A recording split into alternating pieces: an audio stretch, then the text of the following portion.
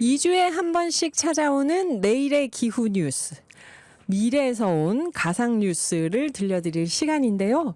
본격적인 가상 뉴스에 들어가기 전에 내일의 기후 이기관 파주 해시민발전협동조합 기술이사님께서 오늘의 뉴스를 전해드릴 게 있다고 합니다. 미래로 가기 전에 여러분께 꼭 전하고 싶은 소식이 있다고 해서 먼저 듣고 5부에서 가상 뉴스로 가보겠습니다. 어떤 소식인가요? 경기도 뉴스인데요. 제가 오늘 하루 종일 경기도청에 있다 왔습니다. 네. 그래서 태양광 이제 지원하는 네. 부서가 있잖아요. 그곳에 갔다 왔는데 예산이 조금 남아 있다. 그래서 빨리 소중한 예산. 네네네 지원 사업을 신청을 하면 내일까지 신청을 하면 네. 받아주겠다. 근데 이기관 이사님 말씀하시니까 이것도 가상 뉴스 같아요. 왠지 지금 가상 뉴스가 아닙니다. 지금. 네네네. 네. 그래서 신청은 통상적으로 업체에 하게 되니까요. 네. 이거 뭐 일종의 광고가 될 수도 있겠습니다. 저 두리 에너지라는 시공사 파주에 있고요. 1544-4787로 연락을 주시면 되겠습니다. 아, 네. 그러면 사람들이 만약에 이거 지원을 받고 싶다 하면은 경기도청 홈페이지에 들어가서 알아보는 건가요? 예, 공고는 거기서 볼 수 있는데요. 네. 어차피 신청은 업체에서 거기서 저 모든 절차를 처리하거든요. 아, 그래서 혹시 내일 순서가 뭐 안 되더라도 통상적으로 경기도에는 그 두리에너지 같은 그런 이제 업체들이 참여 있다. 기업이 한 60개 정도가 있어요. 네. 그 업체들에 연락을 하셔서 먼저 줄을 서야 됩니다. 아하.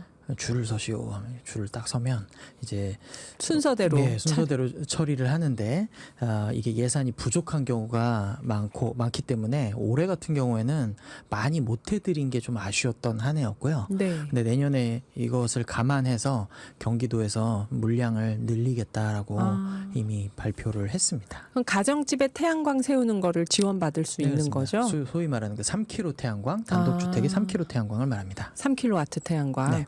그러면은 그 60개 업체는 경기도청 홈페이지에 들어가면 알 수 있냐, 아니면 지역 시민발전협동조합 이런 데 연락을 하면 에너지공단에 참여기업이라는 형태로 이제 리스트가 있어요. 네. 거기 중에 경기도 업체들 예, 보고 해당합니다. 신청하면 된다. 네. 두리 에너지 기타 등등. 네. 네. 그러면 5부에서 가상 뉴스 들어보겠습니다. 이기관 이사님께서 가져오신 미래 기후 뉴스 들어보겠습니다. 중요한 건 여러분, 지금부터 얘기하는 모든 뉴스는 가상 뉴스입니다. 진짜가 아니에요. 네. 오늘 첫 번째 가상 뉴스 들어보죠.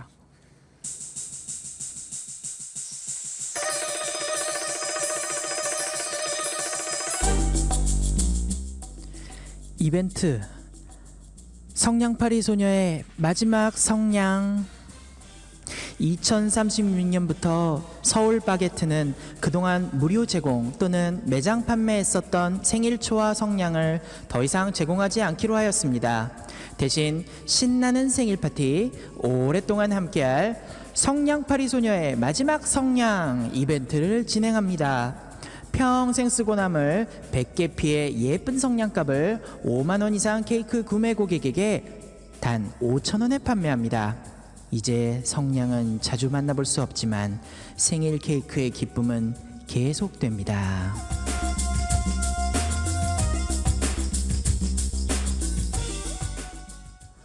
마지막 성냥 이벤트요. 그러니까 생일 케이크 살 때 딸려서 주는 그 생일 초 성냥하고 같이 주는 이걸 이제 안 하겠다는 건데, 탄소 배출이나 뭐 연소 금지 이런 얘기인가요? 네, 뭐 그렇게 볼 수도 있겠는데요. 뭐 성냥불 잠깐 켰다고 탄소를 얼마나 배출하겠느냐. 제가 지금 그 생각했어요. 너무 네. 심한 거 아니냐. 그렇죠. 이렇게 볼 수 있는데 네. 없어지는 게 꼭 그런 이유만으로 없어지는 건 아닌 것 같아요. 저희 어렸을 때만 해도 집에 성냥갑 성냥통이 있었어요. 하나쯤. 네. 그런데 저희 아들이 성냥을 굉장히 낯설게 보는 겁니다. 켜본 적이 없겠구나, 진짜. 진짜 켜본 적은 없고요. 아예 없고 그렇네. 생일 때나 돼야 한번 구경하는 겁니다. 옆에서 켜주는 거를 이렇게 네. 보면서. 게다가 요새 담배도 안 피죠, 많이들. 전자담배 피우시잖아요. 안 피는 게 아니고 전자담배인가요? 네. 라이터를 쓰기도 한데 저희도 한번 집에서 불을 한번 켜려고 하는데 라이터를 못 찾아가지고 한참 찾은 적이 있었어요. 그러네요. 불도 진짜 다 전기나 그쵸 네. 다르게 해결이 되네요. 뭐 예전 같으면 연탄불 피운다고 집에서 번개탄에 불도 피워야 됐고 제사 지낼 때마다 초도 켜야 됐고 그렇죠. 뭐 이렇게 아니면 뭐 요리할 때 기본적으로 이제 우리 가스불을 그렇죠. 켭니다. 그런 생활 연소들이 늘 발생하는데요.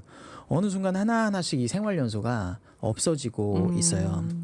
그래도 저는 성냥은 있어야 될 것 같아요. 정전이 될 수 있잖아요. 언제 어디서든. 네, 뭐 그 정도 수준일 것 같습니다. 예. 지금 여기 이 이벤트에 따르면 한 100개 피 정도 되는 예쁜 성냥갑이면 100살 넘게까지 생일 케이크 켤 수 있다는 얘기입니다.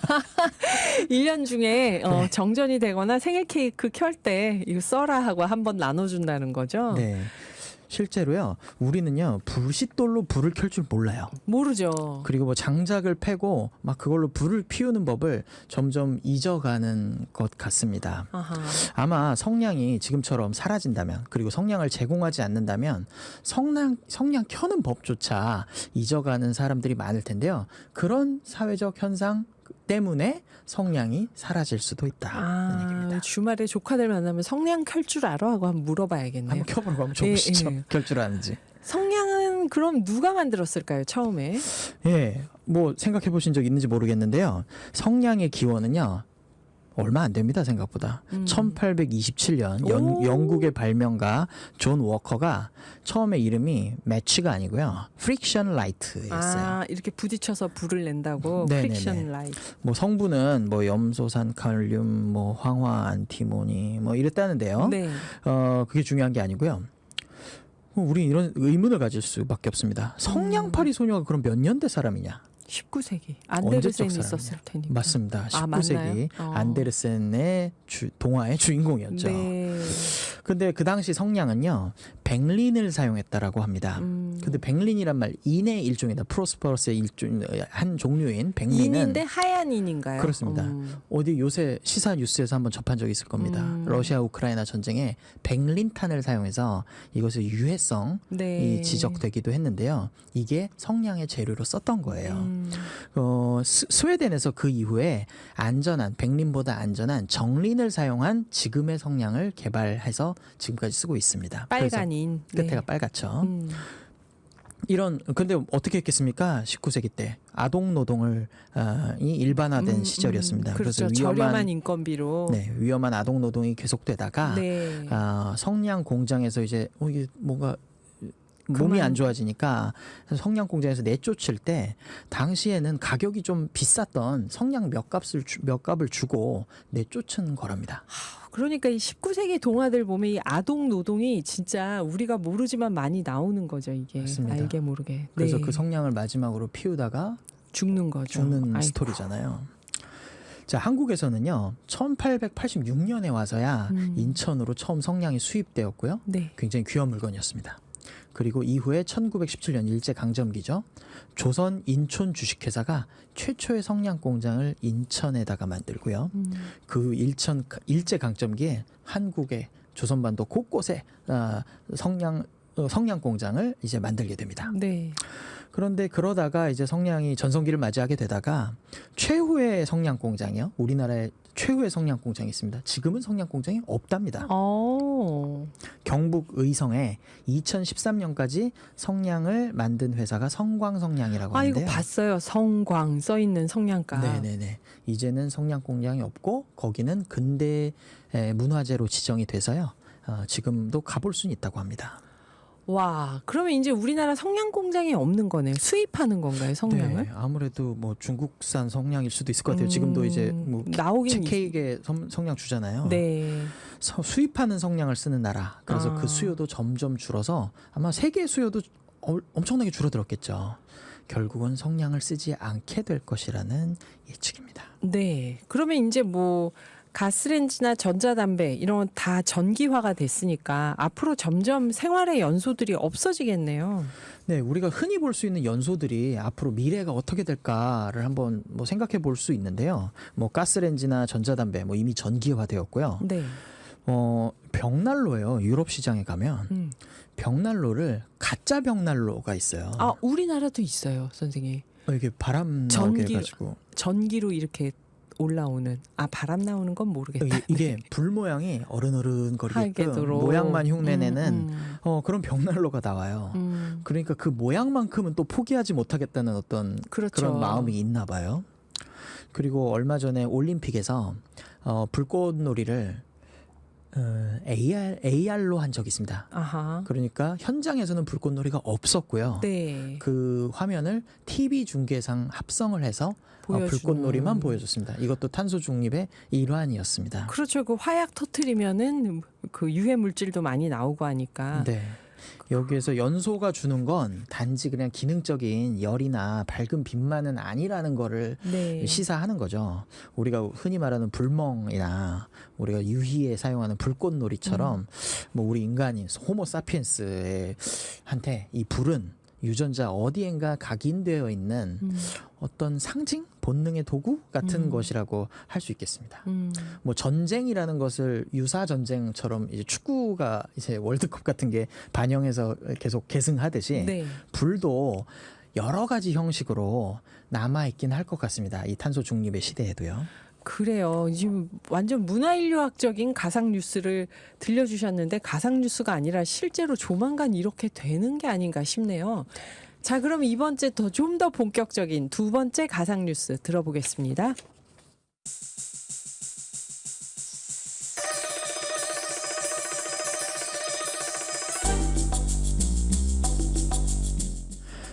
대통령 긴급회견. 잠시 후 대통령님의 기자회견이 있겠습니다.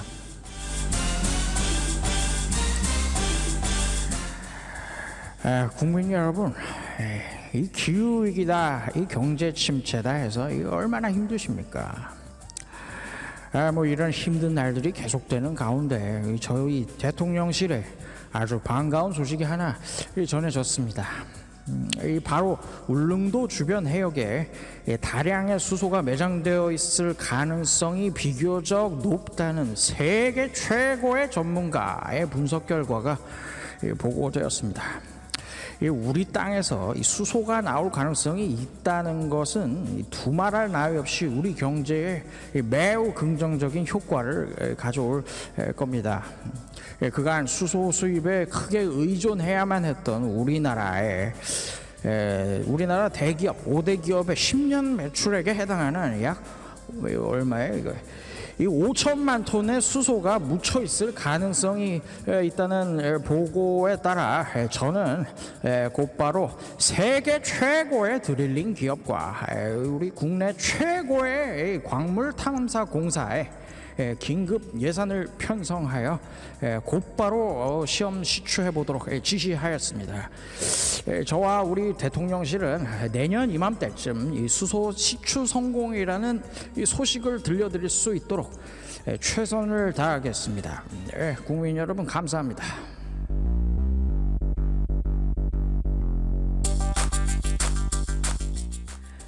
가상 뉴스입니다, 여러분. 2024년 얘기 아닙니다. 예, 가상 뉴스고 8363님이 안 그래도 시작할 때 이기관 이사님 안녕하세요. 대통령 기자회견이 어떤 소식일지 기대되네요 하고 문자가 와서 제가 깜짝 놀랐거든요. 오늘 기자회견이 딱히 없었을 텐데 하고 놀랐는데 이 썸네일을 미리 보고 이 문자를 보내셨군요. 윤세호님은 이기관 이사님 연극배우 윤문식 성대묘사 같아요. 윤문식 선생으로 정리하죠. 네, 가상 뉴스입니다. 자, 그러면 가상 정부의 가상 대변인 이기관 이사님께 여쭤볼게요.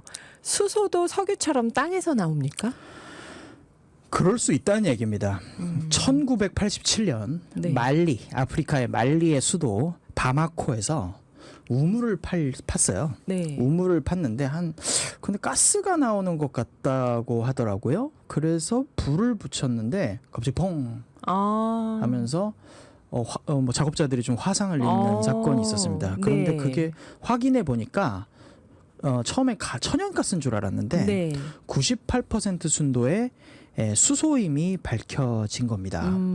그런데요, 우리가 흔히 이제 학교에서 하는 얘기로는 수소는 자연 상태에서 단독으로 존재하기 힘들다고 합니다. 좀 쉽게 얘기하면 굉장히 원소 중에 외로움을 많이 타는 원소예요. 항상 누구랑 붙어 있어야 된다. 심지어 네. 물도 H2O죠.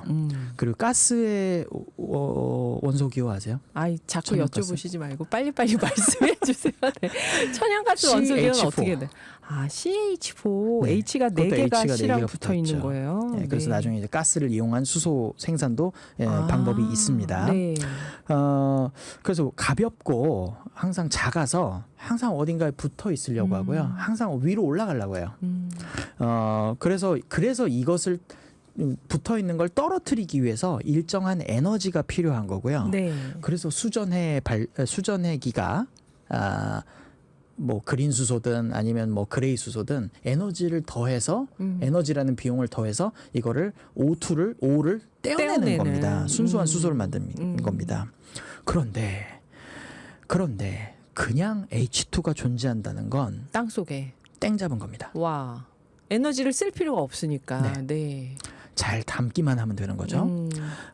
만리에 이것을 분석을 해보니까 약 500만 톤의 수소가 매장되어 있다고 추정이 되었어요. 네. 근데 이때 1987년에는 아 그때는 수소 가지고 수소의 뭐 할 쓰임새가, 때가 아니네. 네. 그랬구나. 그래서 뭐 이렇게 된 거죠. 예. 그런데 얼마 전 2023년에 프랑스의 탄광이 많은 로렌 지방에서 4,500만 톤이 매장되어 있을 것이라는 보도가 있었습니다. 와. 아니 그럼 이걸 대체 어떻게 아는 거며 진짜로 있을까? 그런데 어떻게 만들어지는 걸까? 땅 속에서는 네. 이 H2가 현재까지 밝혀진 추정은 이겁니다. 지구 속은요 멘틀 6,000도의 높은 온도가 있는 층이 있지 않습니까? 이 멘틀에 그냥 물이 아니고요.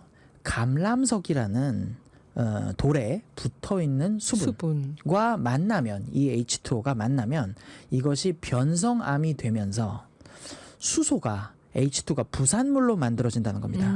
그런데 그 위에는 단단한 어떤 빈틈없는 지질층이 존재하면 네. 그 사이에 수소를 도망가지 않게 잘 잡아둔 층이 형성이 형성되어서 수소가 보관되고 있는 것 같다. 그러니까 감람석의 수분이 6,000도의 높은 온도랑 만나서 변성암이 되면 그때 수소가 부산물로 만들어진다. 네. 그런데 아직 모르는 게 더 많은 것 같아요. 수소에 대해서는 우리가요. 땅 속의 수소에 대해서는요. 아니 그러니까 수소는 에너지를 써서 물에서 뭔가 분리해내는 건 줄 알았는데 땅 속에 그냥 있다니. 이 수소가 얼마나 나오고 얼마나 필요한 걸까요, 우리한테? 네, 우리나라에서 현재 생산되고 있는 수소가 있어요. 이 수소는 거의 뭐 그린 수소가 아니고 네. 그레이 수소라고 불리우는 부생 수소입니다. 부생 수소는요 부가적으로 생산되는 거다 해서 부생 수소인데요. 뭐 제주도에서는 그린 수소를 시범 생산해서 제주도에 돌아다니는 수소 버스에만 연계해서 쓰인다고 하지만요. 네. 현재 수소차들이 우리나라에 돌아다니는 수소는 100% 부생 수소를 쓴다고 보면 됩니다. 그러면 수소차에서 매연을 뿜진 않아도 그 수소는 결국 화석연료로 만든 수소가 되네요. 현재는 그렇다는 얘기죠. 네. 현재 부생 수소의 생산량은 약 연간 우리나라에서 200만 톤 정도 됩니다. 오호. 근데 이거 뭐 감이 잘 안 잡히죠? 네. 포스코에서요. 나중에 우리 코크스 환원 제철이 아니라 수소 환원 제철이란 거를 선보인다면 탄소 발생량을 아주 극적으로 줄일 수 있거든요. 네. 이 수소 환원 제철을 하기 위해서 필요한 수소의 양이 이미 계산되어 있는데요. 연간 500만 톤으로 추산된다고 합니다. 포스코에서만요. 그러니까 우리나라 지금 연간 부생수소, 그레이 수소 생산량이 200만 톤인데 포스코에서 제철을 만들 때 그린 제철을 하겠다. 그 수소를 사용해서 우리가 제철을 철을 만들겠다 하면 그때 연간 500만 톤이 필요하다는 거죠. 그러면은 이거 수소차는 아직 들어가지도 않았습니다. 그러니까 포스코 혼자서 이 정도가 필요하다면 전국적으로는 엄청난 양이 필요하겠네요. 그렇죠. 그럼 뭐 그린 수소다, 부생 수소다 이런 걸 다 합쳐도 우리나라에서 과연 우리나라에서 필요한 수소의 양을 모두 국내에서 충당할 수 있을까? 하는 데 있어서는 조금 계산을 좀 더 정밀한 계산이 필요할 것 같아요. 네. 수소의 대량 생산 도입 방식이 필요한 순간인데요. 그러면 수소의 수입도 고려가 될 수 있는 겁니다. 실제로요. 태양광을 넓게 지을 수 있는 호주나 중동에서는 네. 이 수전 해기와 같이 뭐 그린 수소 팩토리를 만드는 거죠. 그래서 그린 수소의 해외로의 수출을 준비하고 있습니다. 호주나 중동에서요. 네. 그런데 우리나라에서도 이게 만약 국내 생산으로 충당이 안 된다면 수입을 해야 되는 거죠, 나중에는. 그럴 수 있겠죠. 네. 근데 충당을 할 수 있는 방법도 있을까요, 우리가? 뭐 그린 수소에 대해서 이제 방점이 찍어질 거기 때문에요. 네. 결국은 풍력과 태양광이 늘어나는 방법, 그리고 울릉도에서 수소가 발견되는 방법, 이게 방법이 있습니다. 어딘가 땅 속에 있어야 된다. 네. 프랑스 실제로 오렌지방처럼. 네, 울릉도라고 이제 제가 미래에서 본 뉴스가 왜 그러냐면 이게 화산이잖아요. 그래서 마그마 활성 마그마층이 조금 가까이에 있을 수도 있다. 그럴 수 있다. 그럼 어딘가에 감람석의 수분과 높은 온도가 만나고 있을 수도 있다. 네, 거기까지는 어떻게 제가 알 수는 없지만 어쨌든 울릉도 근처에 수소가 나오길 바랍니다. 그래요. 로렌지방이 석탄이 많이 난 지역이었는데 거기서 수소가 4,500만 톤이나 있었으면 어쩐지 북한 어딘가에 있을 수도 있을 것 같아요. 그럴 수도 있을 것 같고요. 예전에 우리 원소 주기율표를 만든 멘델레예프가 네. 우크라이나에서 광산에서 뭘 실험을 했답니다. 네. 그런데 거기에서 뭐 수소가스가 나온다는 기록을 이제 남겼대요. 벌써 그런데- 그때. 네, 그런데 그 당시에는 뭐 그래서 왜? 수소가스 그래서 뭐 했어? 이러고 네, 냅뒀는데 그랬던 거죠. 네. 멘델레예프가 주기율표를 만들 때부터 있었다, 수소가. 네, 그래서 어떤 사람들은 지금 땅에 묻혀 있을 수도 있는 수소에 굉장한 관심을 가지고 있다는 것 말씀드립니다. 네. 이 수소는 어디에다 쓰게 될까요? 떠오르는 건 수소차, 제철밖에 없는데 저는. 뭐 수소 얘기가 복잡해요. 뭐 네. 수전해를 한다, 그린 수소다, 그레이 수소다. 뭐 참고로 지금 얘기되는 이 수소는 어떤 수소라고 컬러가 붙어 있는지 아십니까? 이미 어떤 컬러가 수소인가요? 붙어 있습니다. 땅 속에 있는 수소요? 네네. 어떤 수소인가요? 그냥 날로 먹는 수소. 아, 이 수소는 화이트 수소라고 합니다. 화이트 수소. 그냥 백지네요. 우리가 아무 노력을 하지 않고 그냥 얻는. 그럼 또 시추하시는 분들한테 또 기분이 안 기분이 안 좋을까요? 좋을 수 있습니다. 그러네요. 그것도 어려운, 진짜 수소를 시추해서 저장하는 것도 그것도 큰 기술이겠어요. 그렇죠. 큰 기술이겠죠. 예. 그러면 우리가 일상에서 쓰는 수소는 일단 차량, 교통. 네, 교통이나 전기차류가 해결하지 못하는 중장기 그리고 선박 이런 곳에서 수소가 쓰이는 게 뭐 첫 번째 주요 쓰이는 한 그룹으로 볼 수 있고요. 네. 두 번째는 크게는 이제 수소 환원 제철, 제철에서. 제철 산업에서 수소가 쓰일 수 있겠습니다. 그리고 세 번째는 수소 연료 전지 발전소입니다. 네. 이건 우리나라에도 일부 있거든요. 지금은 그래서 가스 라인을 연결해서 아까 CH4에서 네. C를 떼어내는 방식으로 수소를 수소를 생산하고 있기 만드는데. 때문에 이건 탄소 배출이 됩니다. 하지만 그 그린 수소를 넣는 방식으로 이 수소 연료 발전소를 운영한다면 네. 이 수소 연료 전지 발전소는 우리 왜 저녁에 밤에 태양광 에너지가 없을까봐 이제 걱정을 하잖아요. 네. 태양광의 변동성과에 대응하는 어떤 보완책이 될 수 있다. 예, 수소 연료 전지 발전소. 그렇습니다. 수소가 이렇게 쓰일 곳이 많군요. 네. 오늘도 미래에서 온 남자, 내일의 기후 이기관 파주 해시민발전협동조합 기술이사님이 앞으로 어떤 일이 벌어질지 예상하면서 재밌는 얘기 많이 해주셨네요. 오늘 정말 감사합니다. 다음에는 또 어떤 기후 소식이 있을지 오늘처럼 또 현재와 미래를 넘나들며 얘기해 주실 것을 기대하겠습니다. 감사합니다. 네, 감사합니다.